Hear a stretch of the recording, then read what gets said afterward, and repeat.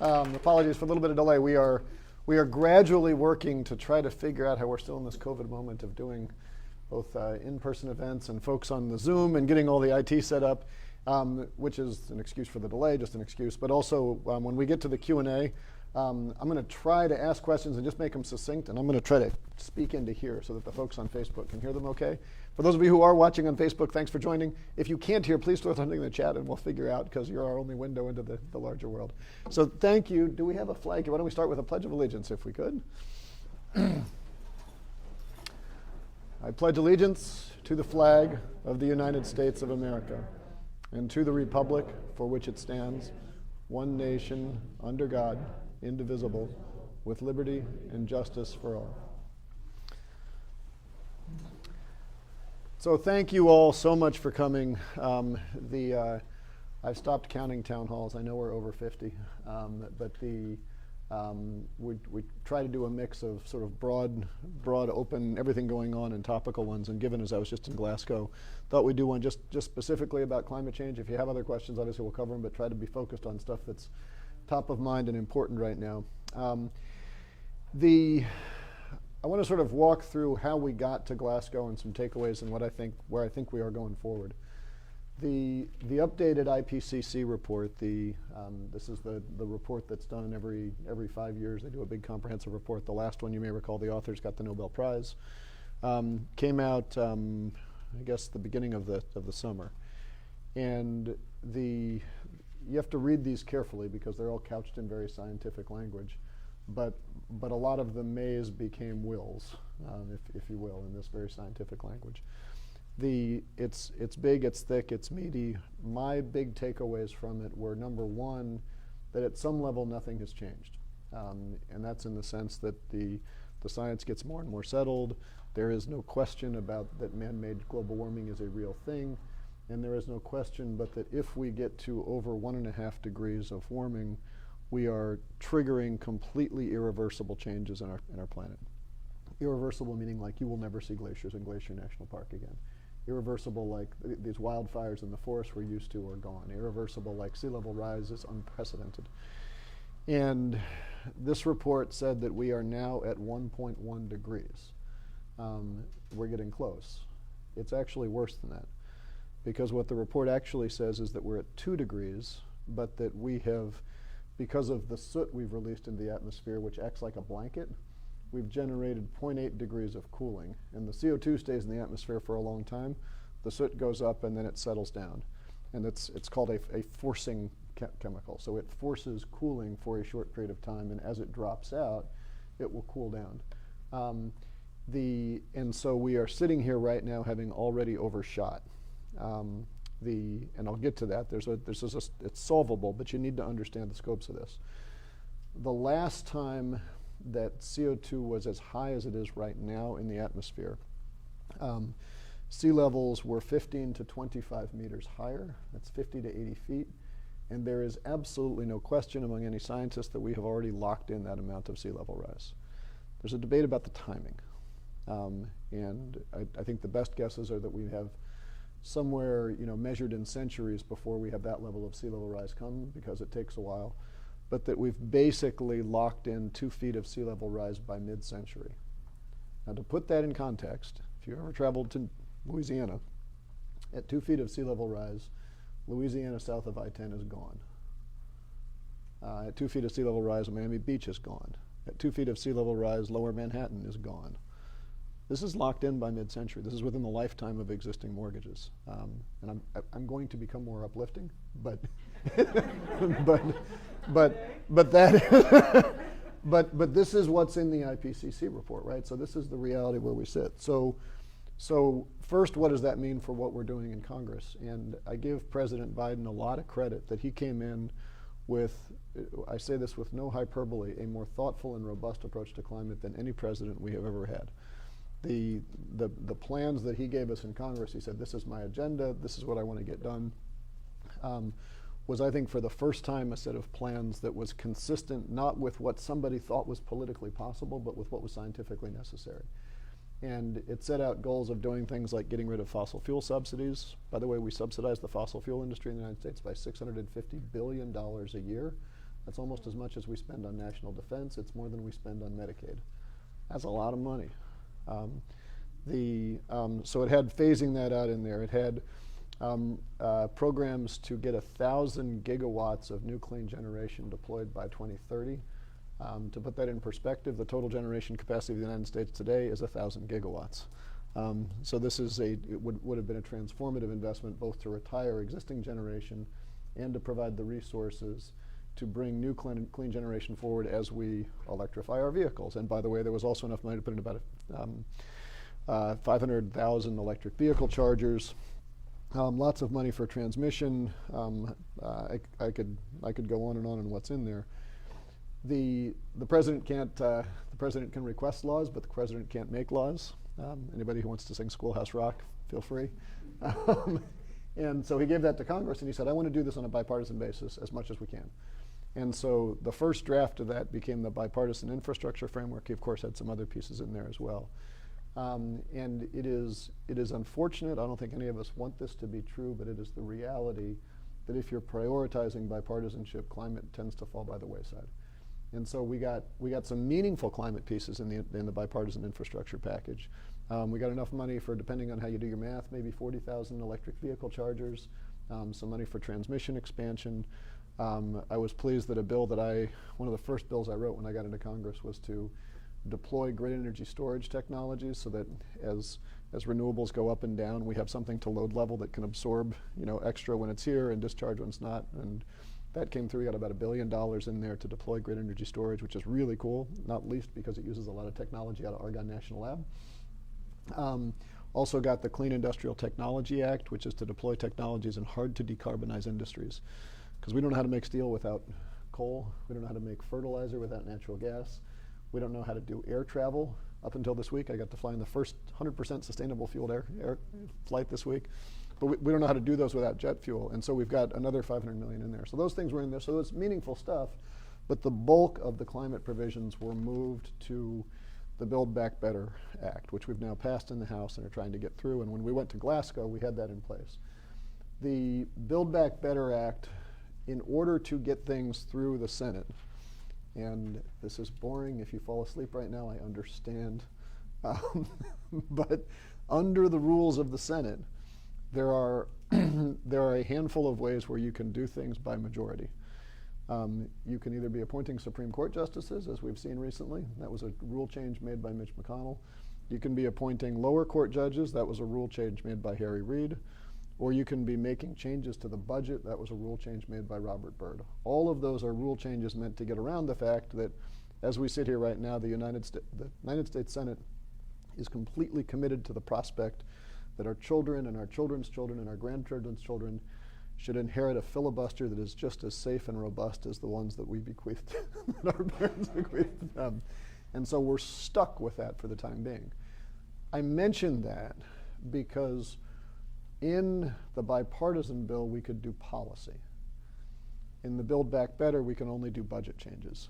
And so we couldn't do things, for example, like change the rules for permitting for transmission to make it easier to get new transmission installed so we could get wind from Iowa out here, because that doesn't cost the federal government anything. It just makes it easier for the private sector to spend money. It's the right way we should do it, but you can't do that in a budget reconciliation bill. So we did a lot of things in the Build Back Better.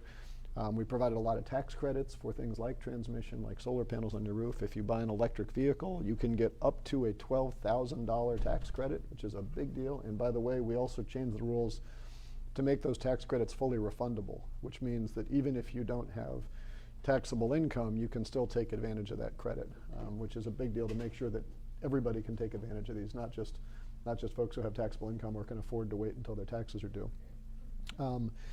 We were not able to get rid of the fossil fuel subsidies. One of the big things we did get in there was a commitment to reduce methane emissions, and this ties back to the soot piece.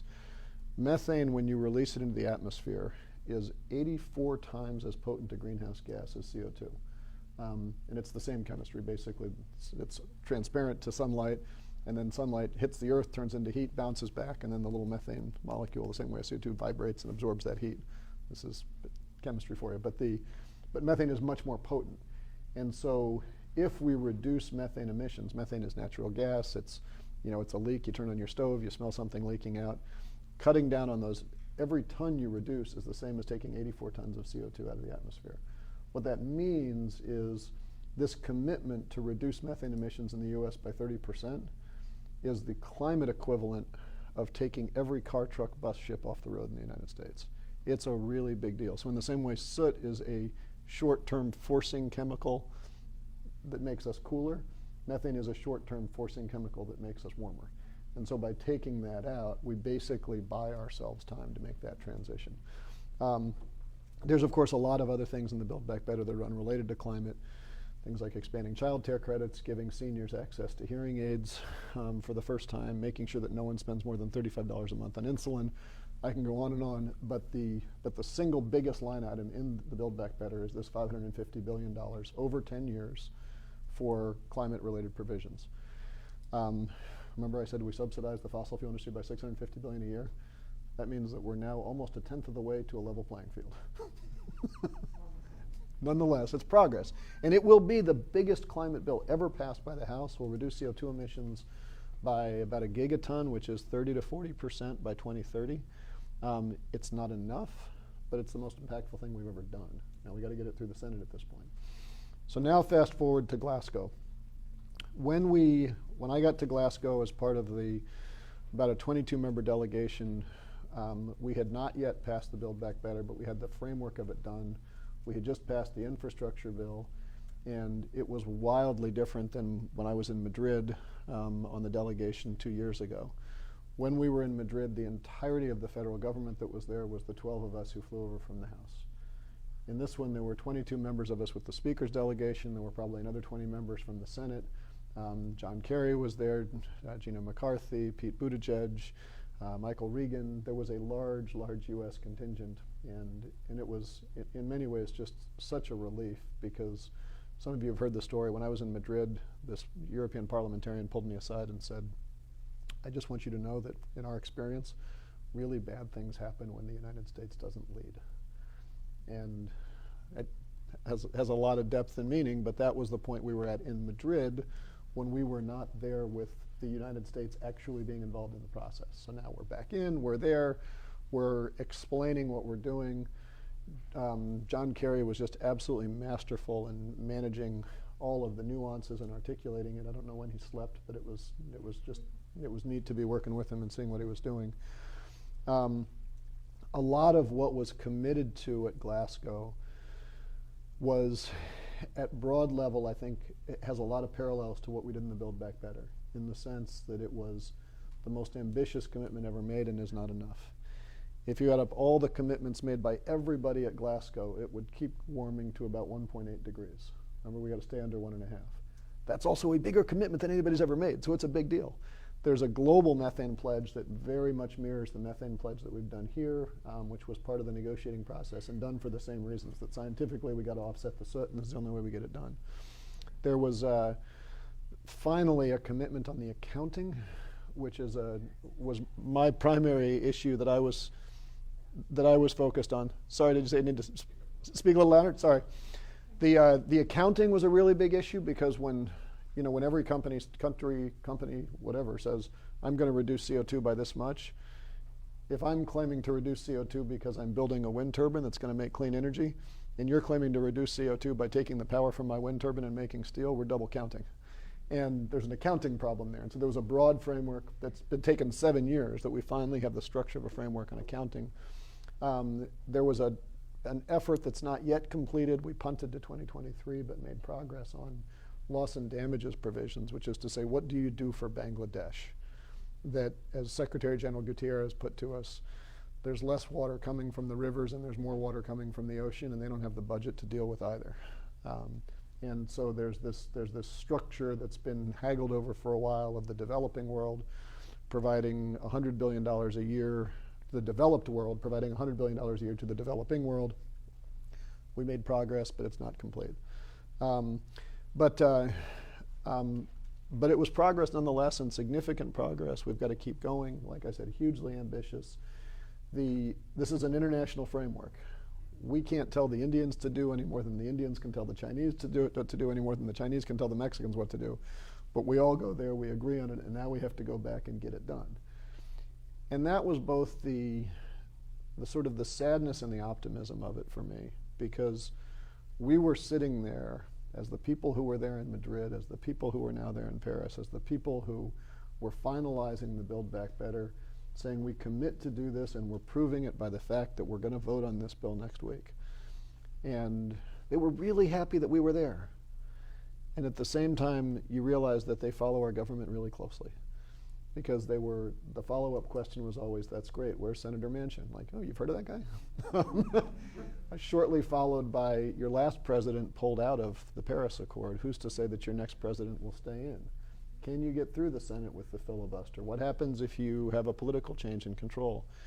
And you just get this sense that, things that we have sort of habituated ourselves to as being normal in this country are treated as unfortunate realities that have to be managed in the rest of the world, but in the meantime, they are going to work.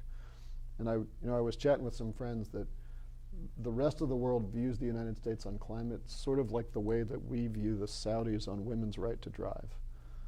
We're polite enough not to raise it too starkly with the Saudis and say what we can do together, but we also say, you got kind of a weird form of government that's like back in the Stone Age, and the rest of us are going to move on. This is not something that we're going to factor into it. And there was just this sense of like, we want to lead, they want us to lead, but they don't totally trust that we're going to be there for them. And there's a sadness that's there that there's not much to do about other than the knowledge that they are not watching our lips, they're watching our feet. And within that, I leave you with some optimism before going to questions. What strikes me in the US, and has since I've gotten in this line of work, is that it is vastly easier for us in the United States to get political consensus around dealing with the effects of climate change than it is for us to get political consensus around reducing the causes of climate change. My joke I made to a reporter recently is that if you woke up every day of your life and someone ran into your bedroom and hit you on the head with a hammer, you might reasonably think, I'd like to take hammers away. Right? And we have a bipartisan commitment in the United States Congress to invest in helmet technology for you.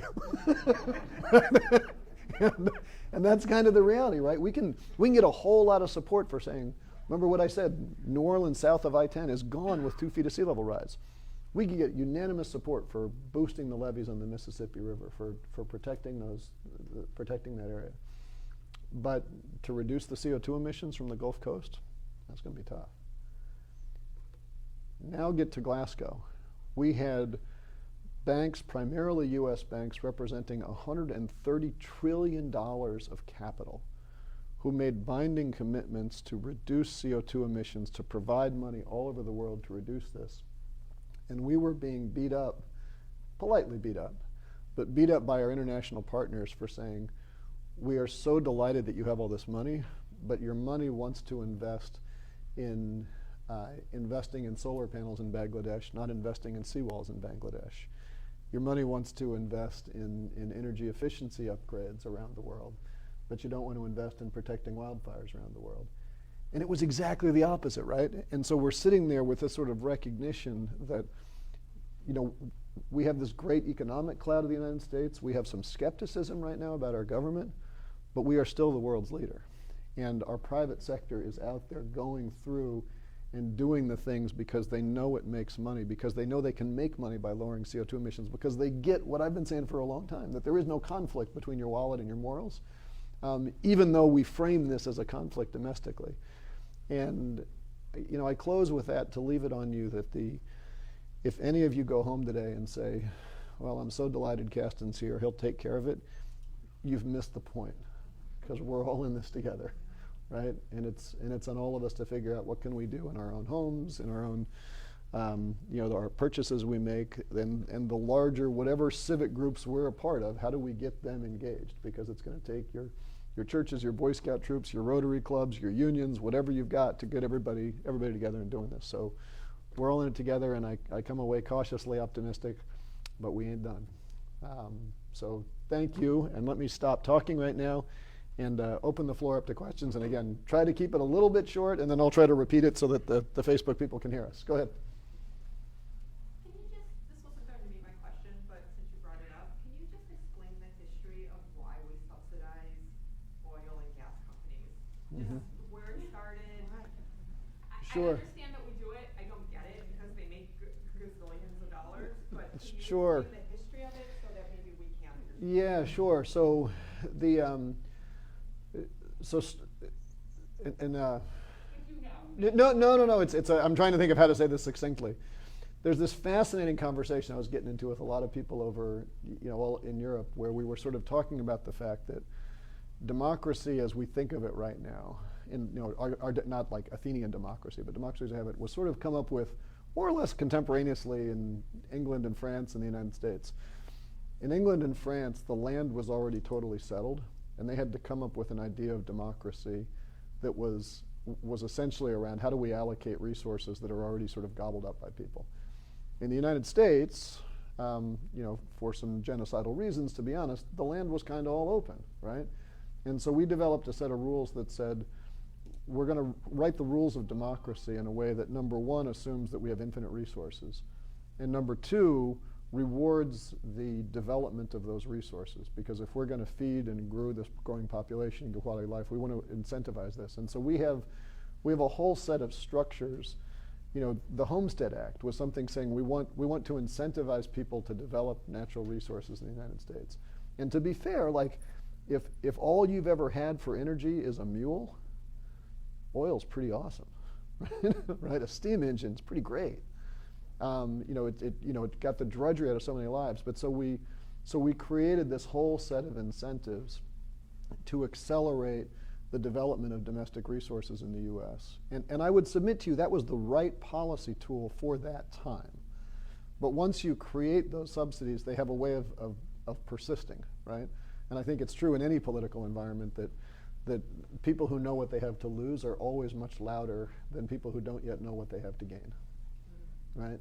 And so it makes it very hard to undo them, but that's, in a nutshell, that's the reason for it. And the question for Facebook was, why do we have so many fossil fuel subsidies? I apologize for not saying that. Go ahead. When are we going to stop subsidizing fossil fuel industries? The question is, when are we going to stop subsidizing fossil fuel industries? If I told you the answer to that, I'd be a magic man. I think the truth is it's one of these issues that the politics of it skew by geography, not by political party. If Illinois, 20 years ago, we were a coal state. We hugely depended on coal. We had a lot of coal mines in the downstate part of it. That's what we were. We made the transition, and at this point, Illinois can embrace clean energy and not feel like we're sacrificing our local economy. West Virginia continues to depend almost entirely on coal to run that economy. And and so you're in a position where whatever you think of the representatives of West Virginia, put yourself in their shoes and say, would you ever be comfortable telling your constituents the best thing for you to do is to move to Illinois? That's a hard sell, right? And historically, we have not done a very good job when we have transitioned to new industries of looking out for the folks who worked in the old industry. The steam shovel was awesome. John Henry died, right? What do we do to look out for those folks? And so there's always an inherent political skepticism, and we will change that, I would submit to you, once we have people in positions of power who believe themselves capable of leading. And I say that because if you're sitting in a position of power and say, I can't act because the people who follow me don't want me to act, then what you're saying is you're incapable of leadership. And we need people who are capable of sort of, standing before a room of people and saying, I've been to the mountaintop and I've seen what's on the other side and I'm going to tell you about it. Not people who say, I saw a mountain and it's really high and I don't want to climb it today. Why don't we just take a nap here for the night? But couldn't you then? I'm sorry. Let me just. Yeah. Go ahead. But Congressman, this is a transition. I mean, we can't just cut off the fossil fuels. We don't want to wind up like the UK or like California, quite frankly, and be in a position where, I mean, we need to be able to bridge between the technologies. The renewables are not at a state yet where we can provide steady power, like you were talking about energy storage to be able to, when the wind tapers off or the solar panels don't pick up enough energy, we go back to the grid and supplying the grid with fossil fuels. Yeah, so the question was how quick can we make the transition? I would suggest to you that when you subsidize something by $650 billion a year, you are not seeing the rational allocation of capital subject to pure economic forces. Right? And my example of how far we can go, if you take every country in the world and only look at the first world countries, so leave out the developing, just people who have our standard of living, and rank them by the amount of energy they use per dollar of GDP, right? Because that's, if you can grow your GDP without increasing your energy use, that's a win-win, right? That's not a technology constraint, that's not a capital constraint, that's just choices you make to have more money in your pocket at the end of the day. The United States generates about 20 cents per every 1,000 BTUs of primary energy we use. Not fossil energy, total energy. If it's water running through a hydro dam, if it's wind, but total 20 cents per 1,000. Switzerland generates 60 cents. The UK generates almost 40 cents. So you sit there and say there is absolutely no reason why we can't at least cut our energy use by a factor of 3, right? And with existing technology. And the difference between us, it's not coincidental that Switzerland is not sitting on mountains of fossil fuel reserves and did not create rules that incentivize people to do it. Switzerland built an economy saying we create value by converting raw materials into finished goods and services, as does the United States, but we still subsidize the other side. So we can do a tremendous amount with current technology. And again, the plan that Biden put forward, we have more than enough wind and solar and geothermal and efficiency to power our entire country. We just need to make sure that we deploy those existing technologies with the transmission to get it to where the load is, which is an existing technology, with the energy storage to balance that out, which is an existing technology, right? We can do it. Our constraint isn't technology. Our constraint is ambition.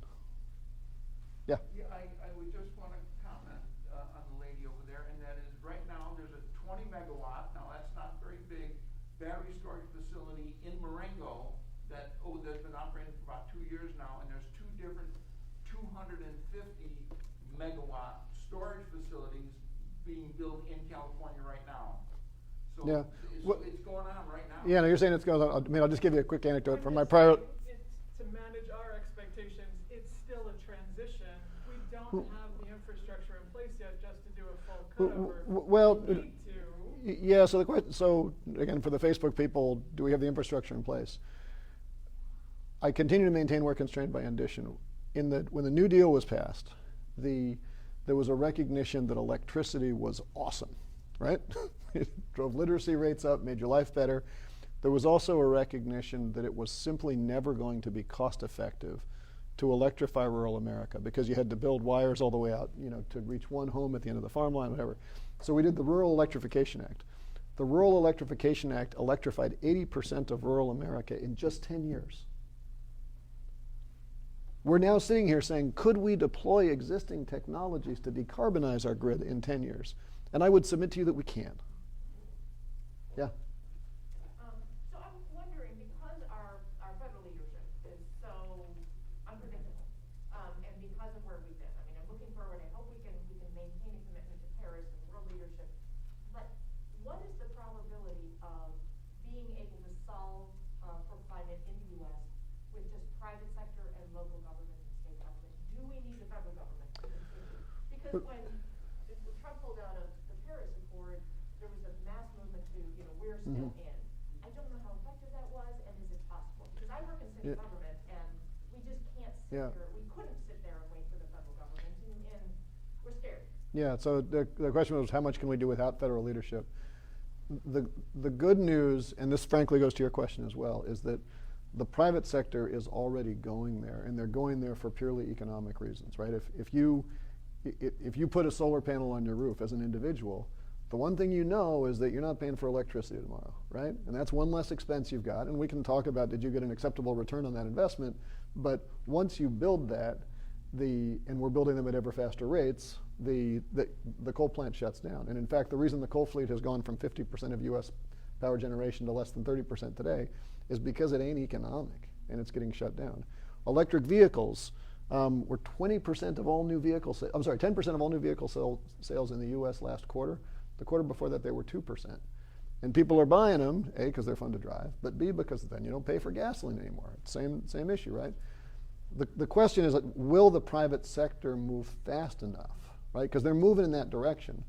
And then to your question, if we do this with no federal leadership, we are not going to do well by the people in that transition, right? I mean, the reason why the state of, I keep going back to West Virginia because it's in the news, I don't mean to pick on them. West Virginia has a population the size of Philadelphia. They have an economy equal to 1/4 of Philadelphia. If you are living in that area, you are not being treated well by this transition. And I think the role of the federal government is both to accelerate the transition to do what we have to do, but also to have, recognize that in the course of representing every American, the folks who provided us with stable, reliable energy throughout their careers, we owe them a decent retirement, right? That's the least we owe them, right? And if we don't step up in the federal government to do that, the transition's going to come anyway. It's not going to come quick enough, but it's going to come in the way that it's coming right now, which is to demoralize and antagonize and make those people angry at the federal government for not looking out for them, right? And so I think we have an obligation to work together. Yeah? Glen Ellen and the Village of Lombard share a wastewater treatment plant. I've been there.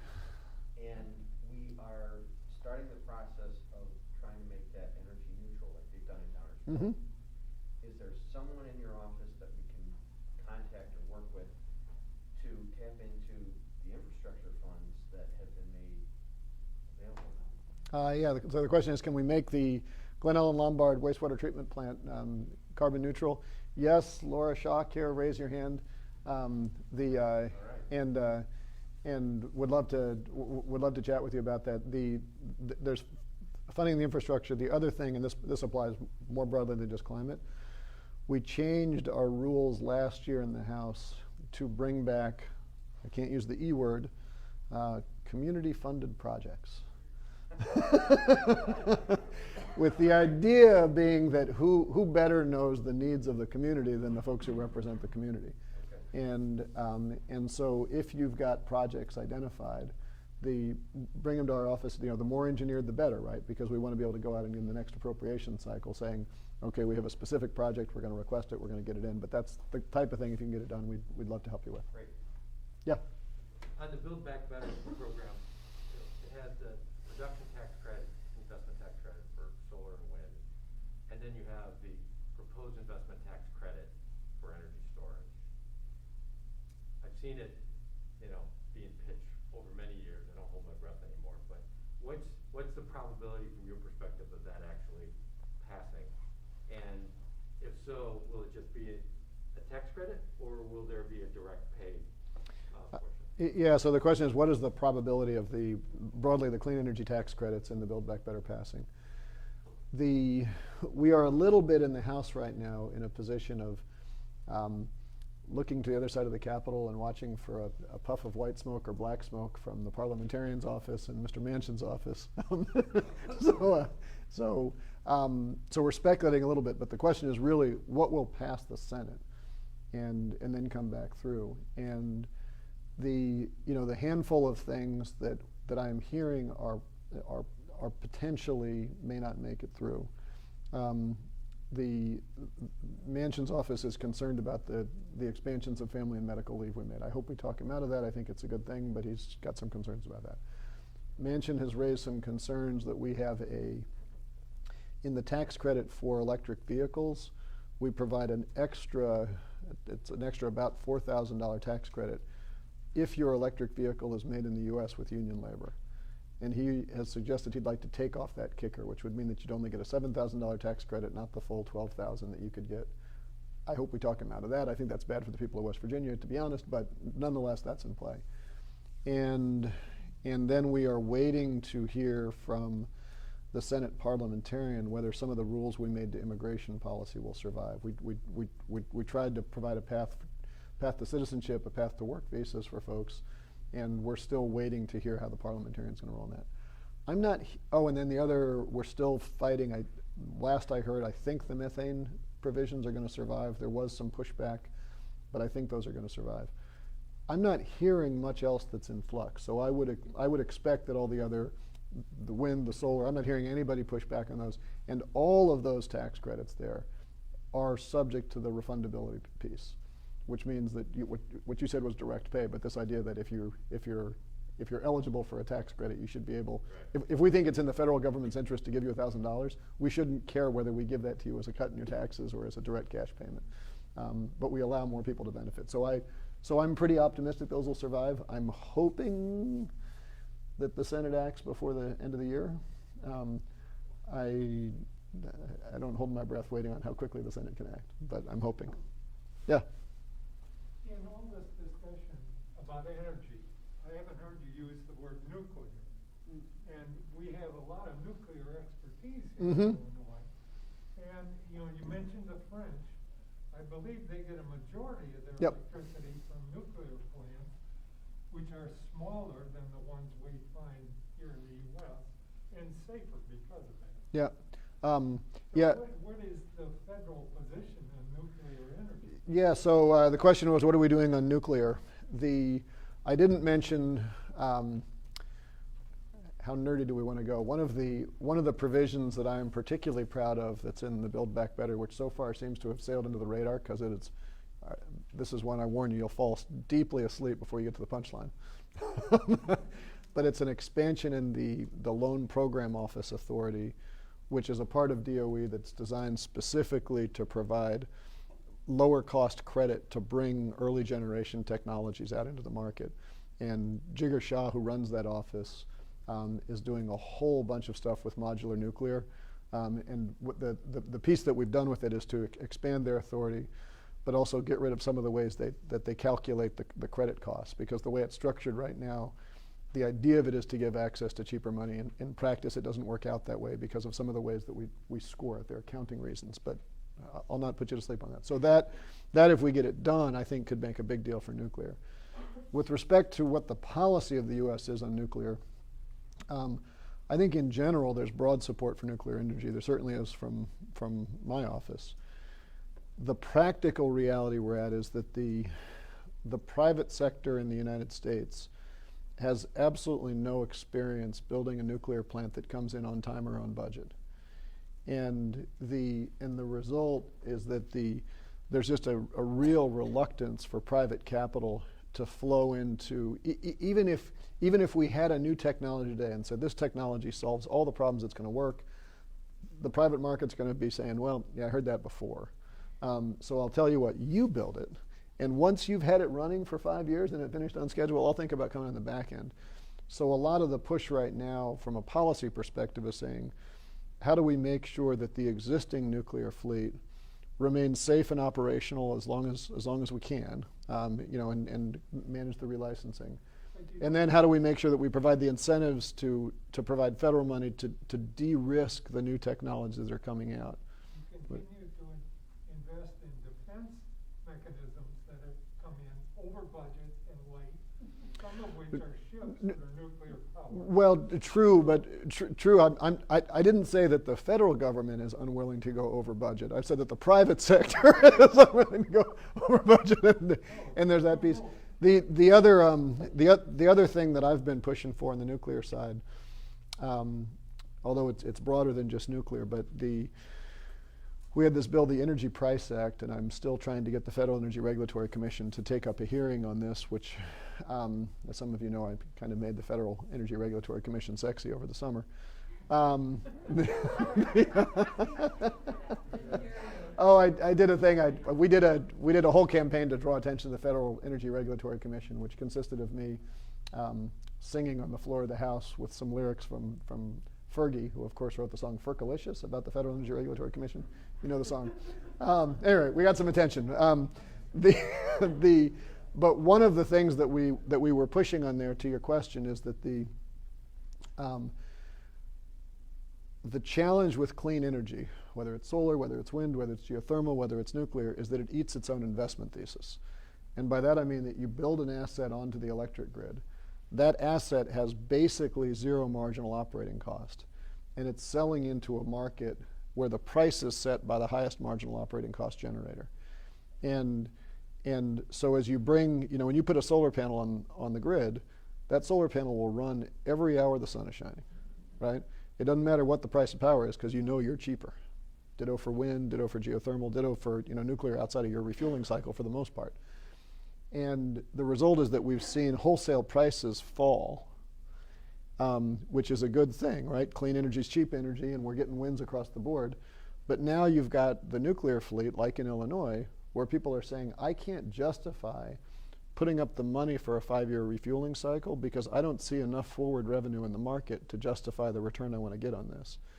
And it's a really good problem to have, but the conversations I've had with the folks who run our power markets is that they are sailing into a moment where their obligations to maintain rates that provide reliability are going to be impossible to meet unless they change the way those markets are structured. And what's happened with some of the Exelon scandals in Illinois and the First Energy scandals in Ohio was basically, and I'm not justifying it, some of the political chicanery that happened there, but you basically have the nuclear industry saying, because I can't pay for my investments through the ratepayers, I want you to give me a way to pay for those investments from the taxpayers, right? And so what we've been trying to do is to get the Federal Energy Regulatory Commission to recognize that, and broadly speaking, Chairman Glick does, because they could then go in and design rates in a way that would provide a premium for low-carbon, reliable generators, right? And do that within markets because the beneficiary of those assets is ultimately the ratepayers who get cheaper, more reliable energy. That would have to go through a FERC hearing, but we've been pushing that from our office, and I hope now that FERC is fully staffed. They were short a commissioner until literally yesterday. The 5th commissioner finally got appointed. So I'm hoping that maybe we can do that over there. Yeah? Another under-the-radar issue is accounting, because the Securities Exchange Commission, Department of Justice, Department of Treasury are all getting ready to roll out rules about how to account for carbon footprint. It's going to affect everything from local government issuing bonds to corporations and their green claims. I mean, there's a lot of stuff going on in the background, but nobody's talking in the foreground about it. It is going to impact all of us. So be careful what you wish for in that question. The question was about accounting and how we're going to factor carbon pricing in. I actually introduced a bill, the Climate Disclosure Act, which we passed on the floor of the House this term, got through with 1 vote, but passed nonetheless. A win's a win. That directs the SEC to standardize the accounting rules. And we've got another one coming on the backside that would direct our financial regulators to factor those numbers into the way they think about the systemic risk to our financial system. I've talked to Chairman Powell about this, and he's broadly supportive. I've had extensive conversations with Janet Yellen about it, and with Gary Gensler at the SEC, and broadly they're all supportive of what needs to get done. The issue, it goes back to what I was saying about the international accounting. I build a wind turbine, you use the wind power to make steel, who gets the credit? But it also is a risk structure, because I'll give you some completely crazy numbers that are scary. Almost 25% of the financial market for collateralized mortgage-backed securities in the commercial space. So remember the collateralized mortgage-backed securities, what blew up in 2008. If you just look at the commercial market for that, almost a quarter of that market is in Houston, New York, and Miami. Those are 3 cities that are really vulnerable to climate change. The smaller the bank, the bigger your portfolio is dominated by commercial real estate. So there's this dynamic happening where, because we haven't tracked these risks in the system, we have the potential to create a scenario where we could have some real systemic problems throughout the whole banking sector, not of the 2008 type, but more like the S&L crisis, back in the 80s, 90s. I guess it was 80s, wasn't it? Where a lot of small banks are in trouble at once. And we can't mitigate that risk until we get the data. And so the idea of this bill is to get the data so we can start building it in. And like I said, the US regulators are very much on top of this now, and they're going through the notice of rulemaking and the hearings, and I've commented. the bill we did was sponsored by Senator Warren on the Senate side.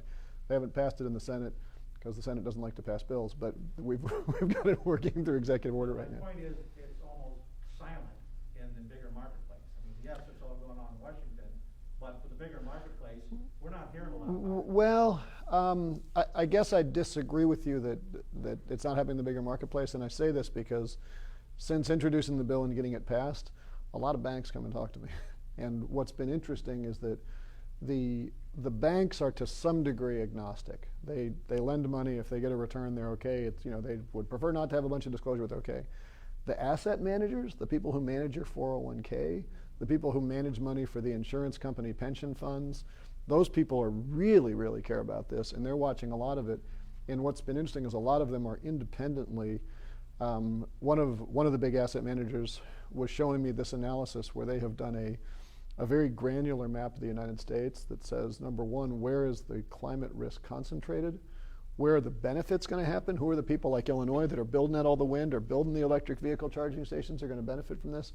And now let's layer onto that, what's the capital structure in those regions? Because if this part of the country is going down, who's holding the senior debt? Who's holding the junior debt? Who's holding the equity? How deep is the pain going to hit? And when this money floods over the other way, where does that flood? Who's the local bank that's affected? And they're already shifting their money around in response to what's coming out of that. So it's happening behind the scenes. And the reason why I say I fear this is more like the S&L crisis is that the sophisticated players in the system are already getting out ahead of this. And the fear is that they are going to dump risk on the unsophisticated folks in the system, because that's how you make money in the banking industry. I don't mean to be pejorative towards bankers, but I'm saying, like, whenever you have informational asymmetry, you have a potential for profit, and we're trying to fix that down. Yeah. What is your view on illegal immigrants, open borders, coming in with COVID-19 not even being tested, and then so many of us as Americans have all these mandates, the masks, the vaccines, the boosters, all this, when endless people from other countries come in illegally, and then we like send them on planes everywhere in our communities, and they're not even tested for COVID-19 or many other diseases they could easily bring to us, let alone trafficking and drugs that are coming in our borders. So the question was, are undocumented immigrants causing a spread of COVID? One of the things. The single most important, here's just some numbers that are totally tragic. We've had as many people die from COVID in the United States since vaccines were developed and widely available as we did before. The people who are dying now are the unvaccinated. The single most important thing we can do to address COVID is to get vaccinated, wear masks, and get safe. So why are the With borders respect, open and letting all these people come in with all these diseases with well, COVID-19? The tragedy of our political environment is that there's a lot of things that aren't true that are being sold as true. Our borders are not open. We have when under the prior president, there was a decision taken that was, I think, and a lot of people think, was in direct contravention of international human rights law, that said we are going to compel people who are seeking asylum in our country to this remain in Mexico policy. Was the idea that you actually can't even come across if you are requesting legal asylum, requesting protection, without staying there. Now that's a violation of international law, because a lot of these people are fleeing horrible situations, gangs and horrible people, and they're looking for a place to be safe. And traditionally, prior to the last administration, we brought those folks in and we held them in detention centers, gave them legal hearings, what have you. The last administration not only put them in a country where they weren't safe, but stopped providing them with access to counsel to go through that. And so what we saw was a huge reduction in immigration to the country of all types. And we saw a big number of the people who were looking for protection sit there and say, I do not trust that if I talk to a representative of the United States, I will be treated fairly. And it created a push for people to come around the system. We've now got these horrible stories where some people were realizing that when kids were being separated, that kids were sent separately, and now they're trying to reunite them.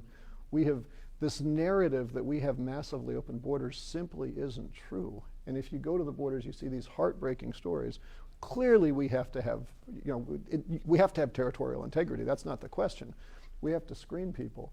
But and indeed we are screening people for a lot of these things, but it ain't a COVID story. And the folks who are telling that story are telling you the story because they want to make you angry and afraid, and they don't care if you are actually being told the truth. It's, thank you. Yeah. I'm wondering, so the 2021 National Intelligence Assessment on Climate Change tells us that within 18 years, really at this point, we are going to be seeing some very strong impacts from climate change, right? And it's from the National Intelligence Assessment. So I'm wondering if you're missing something by not talking about climate as a national security issue. And I understand that there is the split between DOD, who does international, and Homeland Security, who deals with stateside. But on the whole, every issue that we talk about is exacerbated by climate change. Yeah. And it's going to destabilize the international system, which is a giant risk. Yeah, so the question is climate change is a national security threat. The reality is that we're already there. Because if you look, DOD and others have been saying that climate change is the biggest security risk going back almost 20 years now. And there were warnings being made 20 years ago that said the desertification of North Africa is destabilizing these countries and putting people in positions where they have no hope. And what happens when you have large populations of young men with no hope? Like, read your history, we know how that plays out. And that's not to say that they predicted the rise of ISIS, but they were basically out there saying that as it was. Related to the last question, a huge chunk of the folks who are coming to our border right now are from Honduras, where they had 2 successive hurricanes that knocked out the entire infrastructure of the country, and they said, I simply can't find a living here, and they're coming now to our borders. And so we're already dealing with this mass migration from climate change. Now factor in, now all of that sounds like, that's like, we're good in America, it's just other people, right? Well, what happens when we get 2 feet of sea level rise by mid-century, and all of us are sitting here in Illinois saying, we're good, but it's those lazy, spineless people from Miami Beach who want to take all our resources, right? And I'm not saying that to be pejorative. I'm saying that's the reality that we know is coming. And it's the reality that you don't have to look back that long in this country. Look at how people in California treated the Okies when they had a prolonged drought, right?